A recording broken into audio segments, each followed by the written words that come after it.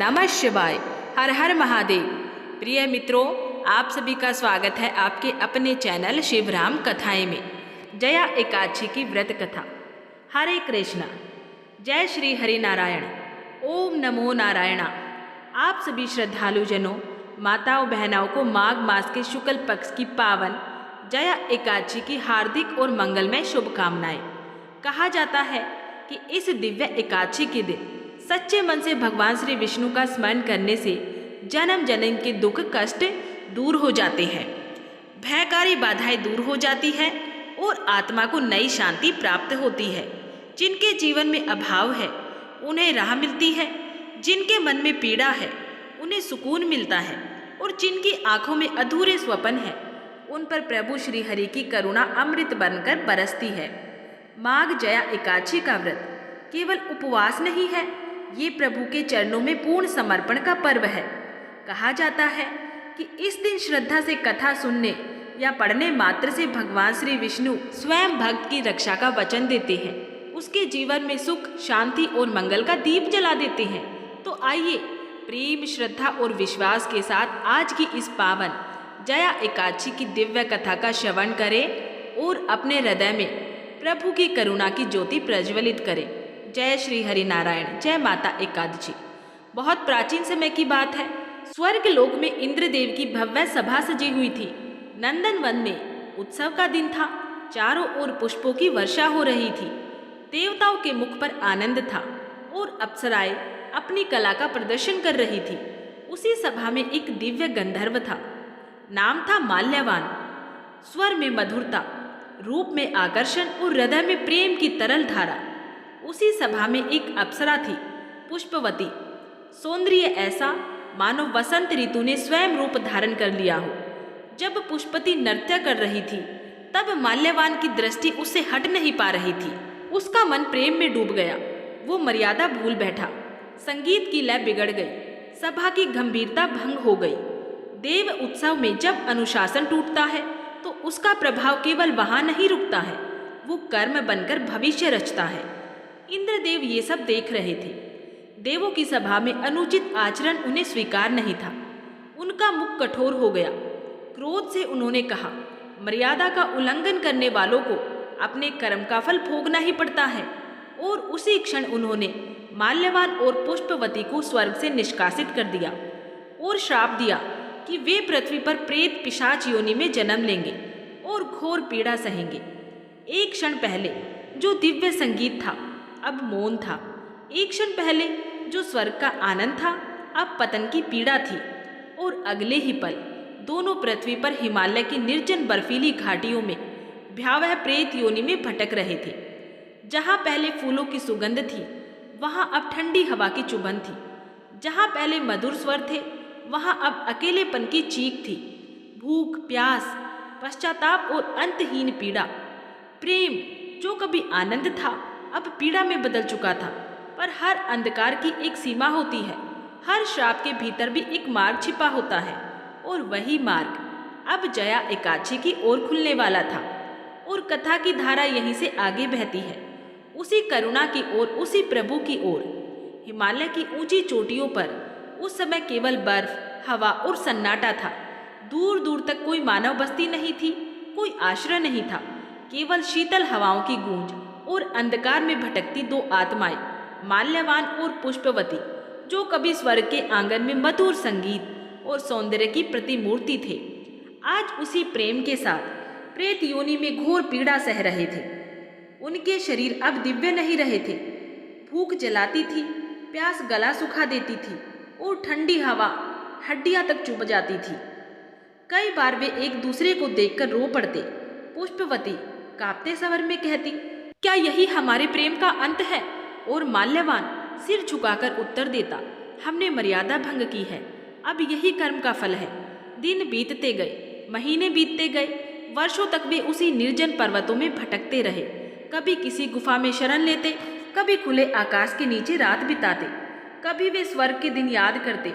नंदनवन की सुगंध, अप्सराओं का नृत्य, देवताओं की हंसी और फिर वर्तमान की भयावह वास्तविकता उन्हें भीतर से तोड़ देती। पर पीड़ा के साथ साथ पश्चाताप भी बढ़ रहा था। अब उनके हृदय में अहंकार नहीं था, केवल एक प्रार्थना थी, हे प्रभु, किसी भी रूप में हमें इस श्राप से मुक्त कर दो। कई बार वे आकाश की ओर देखते, पर उत्तर में केवल ठंडी हवा का शोर सुनाई देता। एक दिन अत्यधिक भूख और थकान के कारण पुष्पवती गिर पड़ी।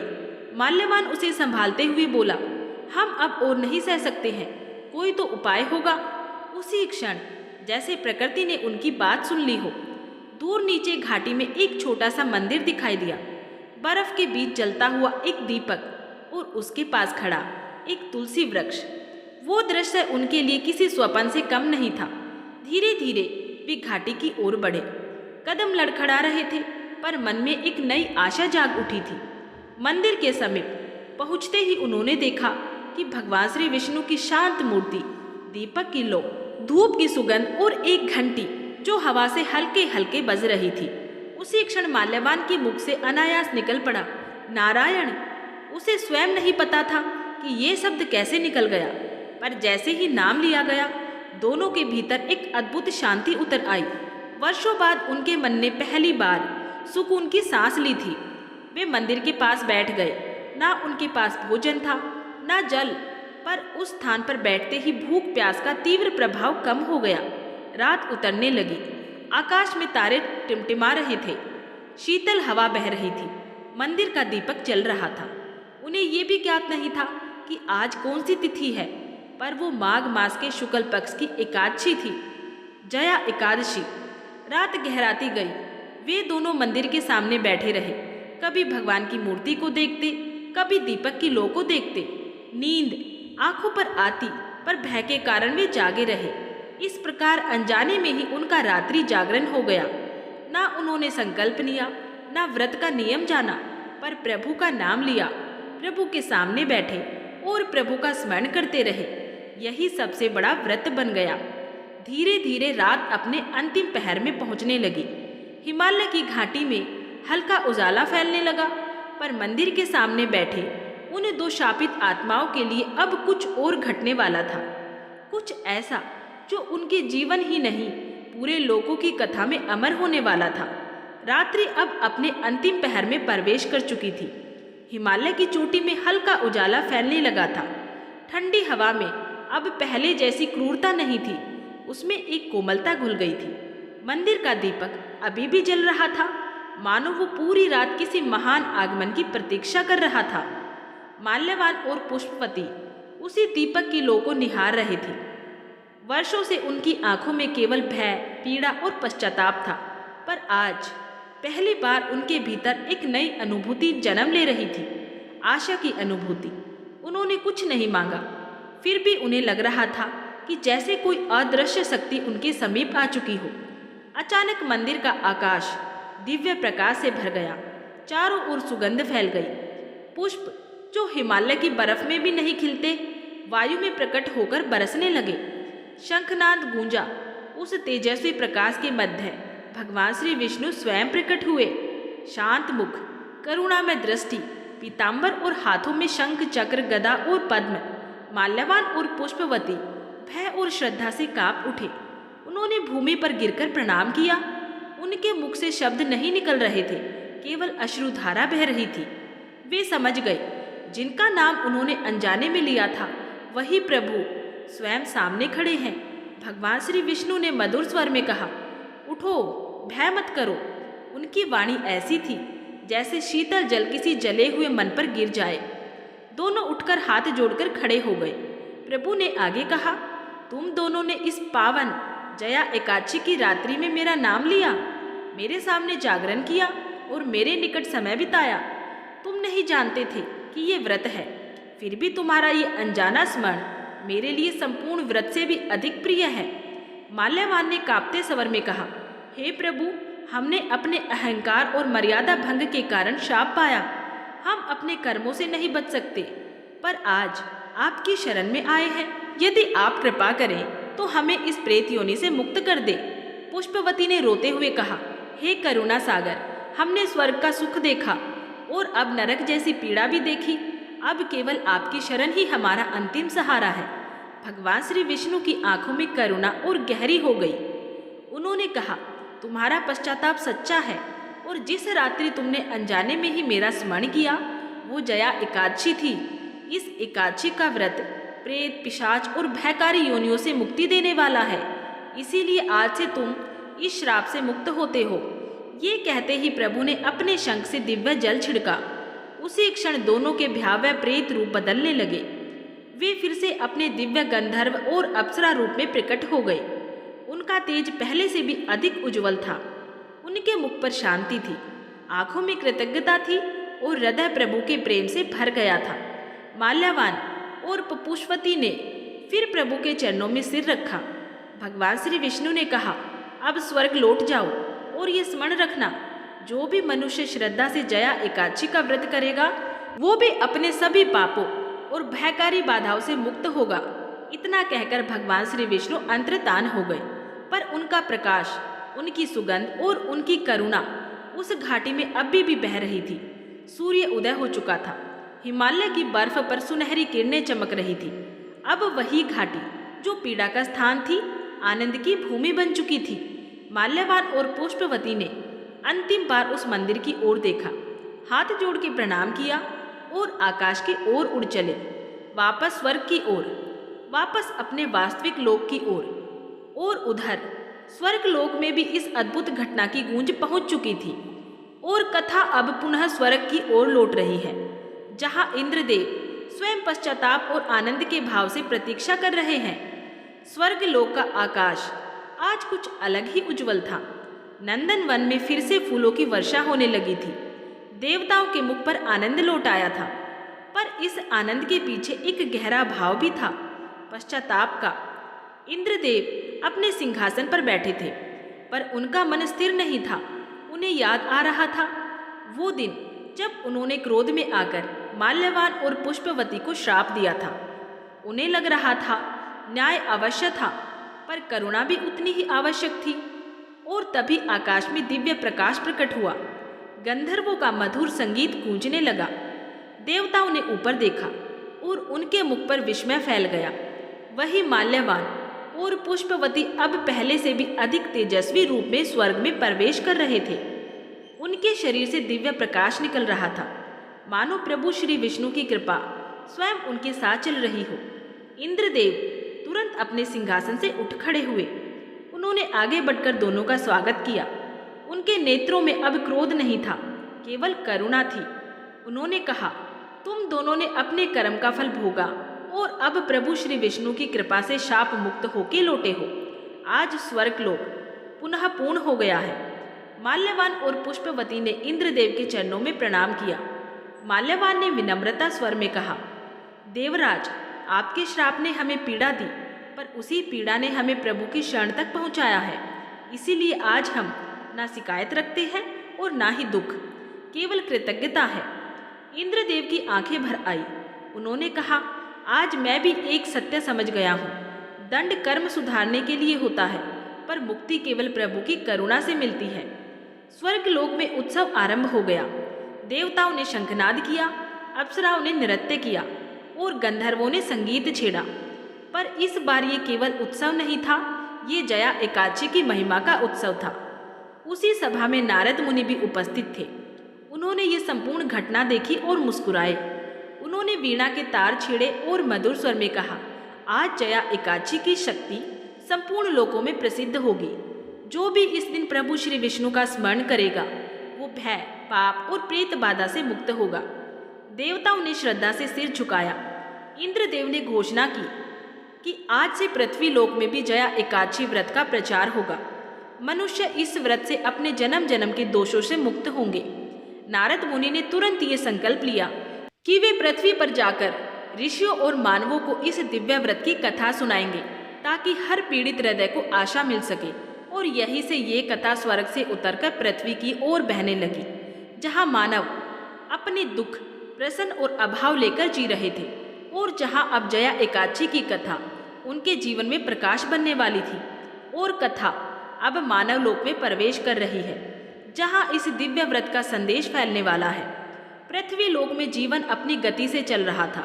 कोई सुख में था, कोई दुख में था, कोई स्वास्थ्य से जूझ रहा था, कोई संतान की कामना में तप कर रहा था, कोई भय और बाधाओं से घिरा हुआ था, पर किसी को ये ज्ञात नहीं था कि स्वर्ग में घटित एक दिव्य घटना अब उनके जीवन में भी आशा का द्वार खोलने वाली है। नारद मुनि अपनी वीणा के साथ पृथ्वी पर विचरण करने लगे।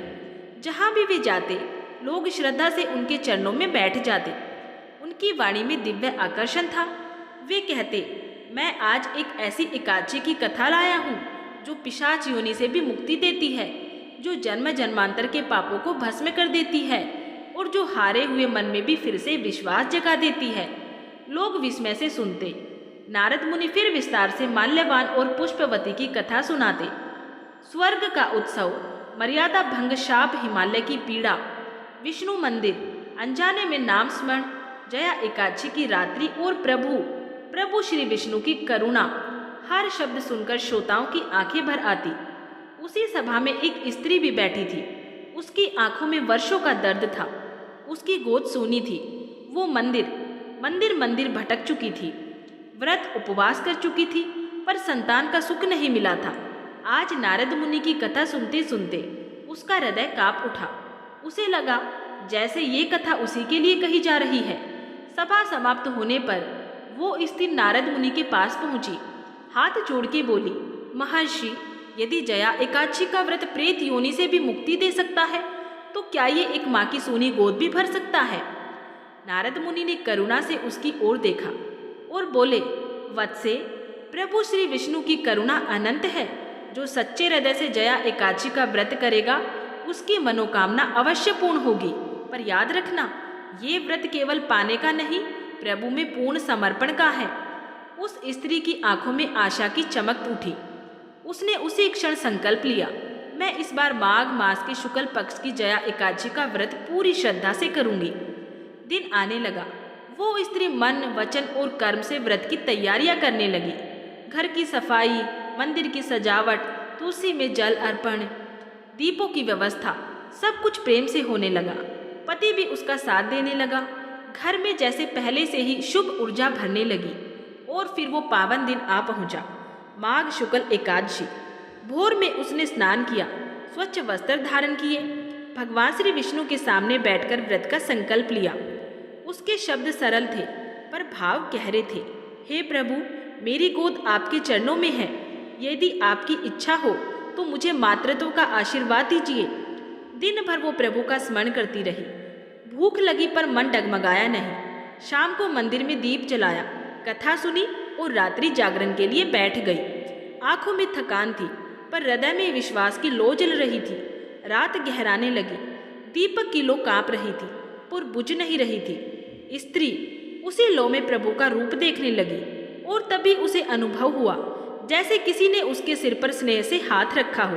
एक दिव्य शांति उसके भीतर उतर आई थी। सुबह होते ही उसने पारण किया। कोई चमत्कार तुरंत दिखाई नहीं दिया, पर उसके भीतर एक अटूट विश्वास जन्म ले चुका था। प्रभु ने मेरी प्रार्थना सुन ली है। समय बीतने लगा और कुछ ही दिनों में उसने अनुभव किया कि उसके जीवन में नया अंकुर पनप चुका है। उसकी गोद भरने वाली थी। उसकी आंखों से कृतज्ञता के आंसू बहने लगे और ये समाचार धीरे धीरे पूरे नगर में फैल गया। जया एकादशी ने फिर से करुणा दिखा दी। दिन अब तेजी से आगे बढ़ने लगे।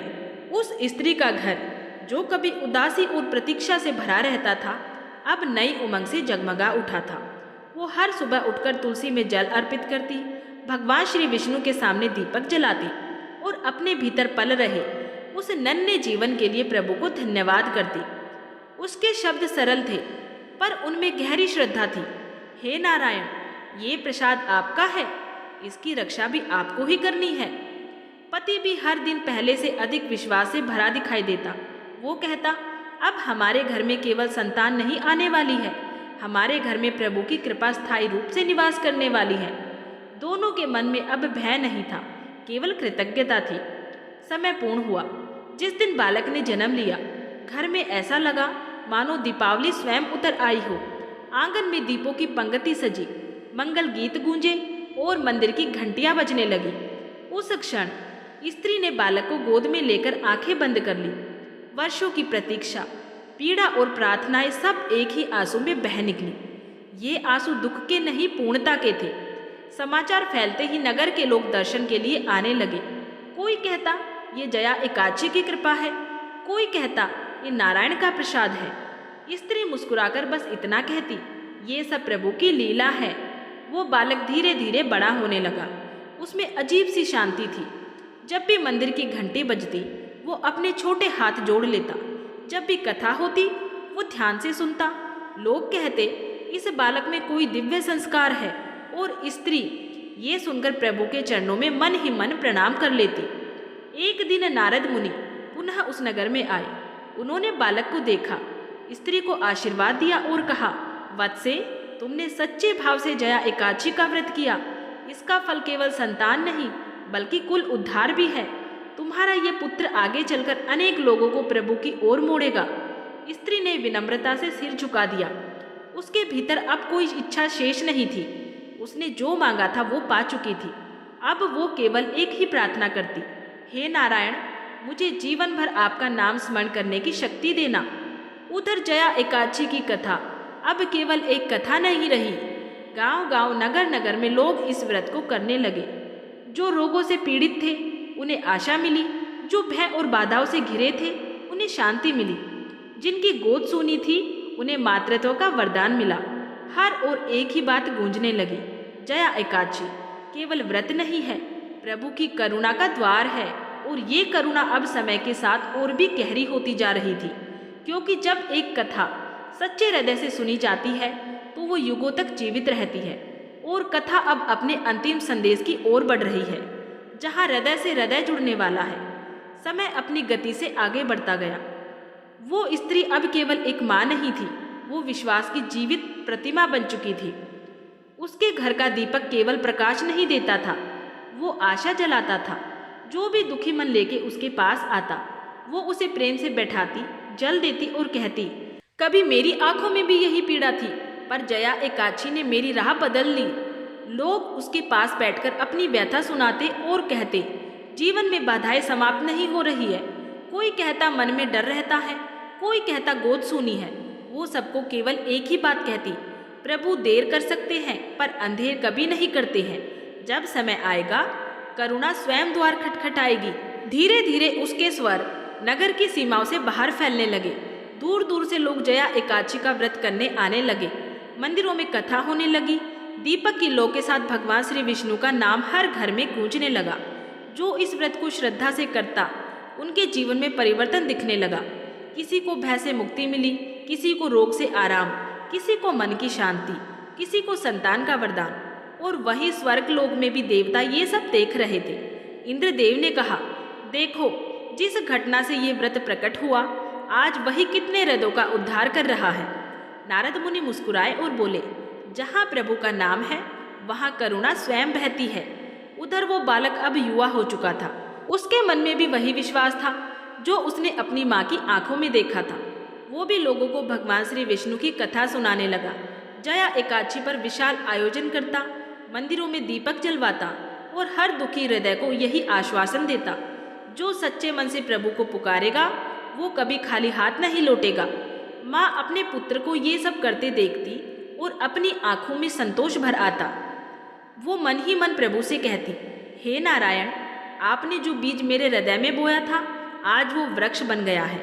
एक संध्या वो मंदिर में बैठी थी। आरती की ध्वनि गूंज रही थी, दीपों की पंक्तियां झिलमिला रही थी। उसने प्रभु की मूर्ति की ओर देखा और धीमे स्वर में कहा, आज मैं समझ गई, जया एकादशी केवल श्राप मुक्ति की कथा नहीं है, ये उस विश्वास की कथा है जो मनुष्य को उसके सबसे अंधेरे समय में भी प्रभु से जोड़ देता है। उस क्षण मंदिर की घंटी बजी, जैसे प्रभु ने उसकी बात स्वीकार कर ली हो। उसका हृदय पूर्ण हो चुका था और अब ये कथा केवल उस स्त्री, उस बालक या माल्यवान पुष्पवती की नहीं रही, ये हर उस आत्मा की कथा बन चुकी थी जो आज भी किसी न किसी पीड़ा से गुजर रही है और प्रभु की ओर आशा भरी दृष्टि से देख रही हो। और अब केवल एक अंतिम भाव शेष है, एक मधुर समापन जो इस दिव्य यात्रा को शांति में विसर्जित करेगा। इसीलिए अब आगे सुनिए। संध्या की लालिमा अब गहराने लगी थी। मंदिर के दीपक पूरी आभा से जल रहे थे। धूप की सुगंध हवा में तैर रही थी। आरती की मधुर ध्वनि पूरे वातावरण को भक्तिमय बना रही थी। उस स्त्री ने हाथ जोड़कर भगवान श्री विष्णु के चरणों में सिर झुका दिया। उसकी आंखों में कोई अभाव नहीं था, कोई प्रसन्न नहीं था, केवल पूर्ण समर्पण था। उसने धीमे स्वर में कहा, हे नारायण, आपने मुझे जो मांगा उससे कहीं अधिक दिया है। आपने मुझे मातृत्व दिया, विश्वास दिया और आपके नाम की सेवा का अवसर दिया। अब यदि मेरा ये जीवन यही पूर्ण होता है तो मैं भी स्वयं को धन्य मानूंगी। समय के साथ उसका शरीर थक गया, पर उसकी आत्मा पहले से भी अधिक प्रकाशमान हो गई। एक शांत प्रातः, जब तुलसी पर ओस की बूंदें चमक रही थी, उसने अंतिम बार दीपक जलाया, प्रभु को प्रणाम किया और अपने नेत्र बंद कर लिए। उसके चेहरे पर वैसी ही मधुर मुस्कान थी जैसे कभी जया एकादशी की रात्रि में आई थी। उसके जाने के बाद भी घर का दीपक बुझा नहीं। उसका पुत्र, उसके शिष्य और अनगिनत श्रद्धालु उसी विश्वास की लौ को आगे बढ़ाते रहे। हर माघ शुक्ल एकादशी को मंदिरों में कथा गूंजती रही, रात्रि जागरण होता रहा और प्रभु श्री विष्णु का नाम आकाश में फैलता रहा। और अब सदियों बाद वही कथा आज इस क्षण आपके हृदय तक पहुंचती है, क्योंकि सच्चा विश्वास समय से बंधता नहीं, वो पीढ़ियों में बहता है, आत्माओं को जोड़ता है और प्रभु की करुणा का मार्ग खोलता है। यदि आज आपके जीवन में कोई पीड़ा है, कोई भय है, कोई अभाव है, तो बस एक बात स्मरण रखिए, जिस प्रकार माल्यवान और पुष्पवती अनजाने में प्रभु का नाम लेकर शाप मुक्त हुए, जिस प्रकार एक साधारण स्त्री ने जया एकादशी से मातृत्व पाया, उसी प्रकार आपकी पुकार भी व्यर्थ नहीं जाएगी। माघ शुक्ल एकादशी को एक दीपक जलाई, प्रभु का नाम लीजिए और मन से कहिए, हे नारायण, मैं आपकी शरण में हूँ। करुणा अवश्य उतरेगी, मार्ग अवश्य खुलेगा और हृदय अवश्य शांत होगा। और इसी विश्वास के साथ आज की ये पावन जया एकादशी कथा यही पूर्ण होती है।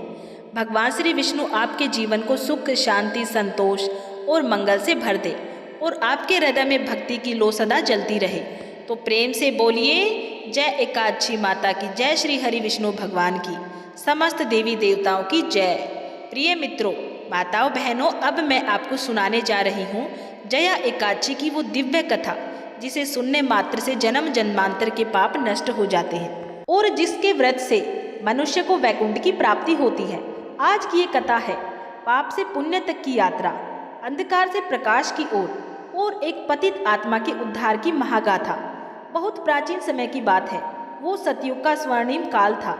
धरती पर धर्म अपने चारों चरणों पर प्रतिष्ठित था। राजा प्रजा के रक्षक थे, ब्राह्मण वेदों के ज्ञाता थे, स्त्रियां पतिव्रता थी और संपूर्ण संसार में सत्य, अहिंसा, करुणा और भक्ति का साम्राज्य था। हिमालय की गोद में बसा हुआ एक विशाल और समृद्ध राज्य था, चक्रवर्ती साम्राज्य आनंदपुर। इस राज्य का राजा था महाराज धर्मकेतु। महाराज धर्मकेतु नाम के ही अनुरूप धर्म के साक्षात स्वरूप थे।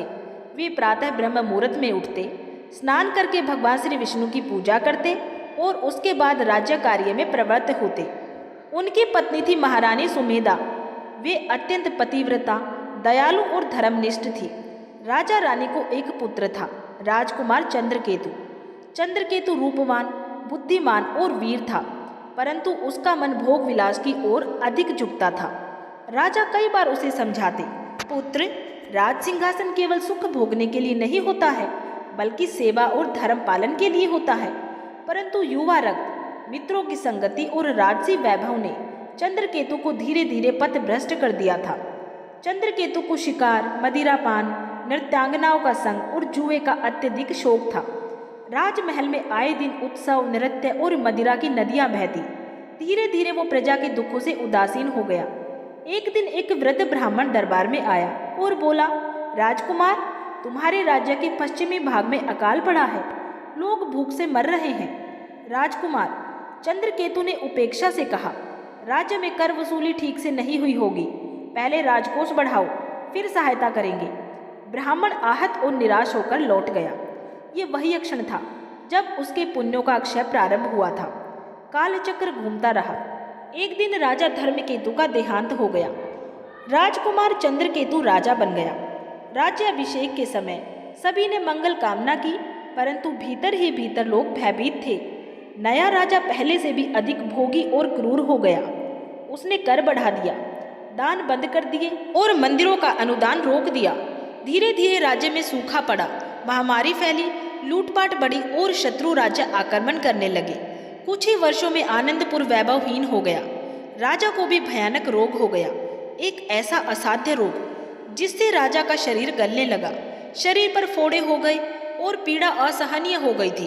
राज्य वैद्य असफल हो गए, कोई उनका इलाज नहीं कर पा रहा था। एक रात राजा को स्वप्न आया, यमदूत उसे घसीटते हुए नरक की ओर ले जा रहे हैं। वो भय से चीख उठा। सुबह राजा कांपता हुआ उठा। अब उसे भली भांति समझ आ चुका था कि उसका वैभव और अहंकार उस अदृश्य सत्ता के सामने धूल के कण के समान भी नहीं है। सुबह होते ही उसने अपने मंत्री को बुलाया और कहा कि मेरे पापों से मुक्ति का कोई उपाय बताओ। तब मंत्री बोला, राजन, केवल संतों की शरण ही शेष है। आपको अपने पापों से मुक्ति के लिए महान ऋषियों और संतों की शरण में जाना होगा, वही आपको आपके पापों से मुक्ति का मार्ग बता सकते हैं। राजा तुरंत ही वेश बदलकर वन की ओर निकल पड़ा। वन में भटकते भटकते राजा को एक आश्रम दिखाई दिया। इस आश्रम का वातावरण इतना शुद्ध था कि यहाँ सिंह और हिरन एक ही घाट पर पानी पीते थे। वहाँ उसे एक तपस्वी मिले, महर्षि भारद्वाज। राजा उनके चरणों में गिर पड़ा। महर्षि, मैं घोर पापी हूँ, मेरा उद्धार कैसे होगा? कृपया मुझे मार्ग दिखाइए।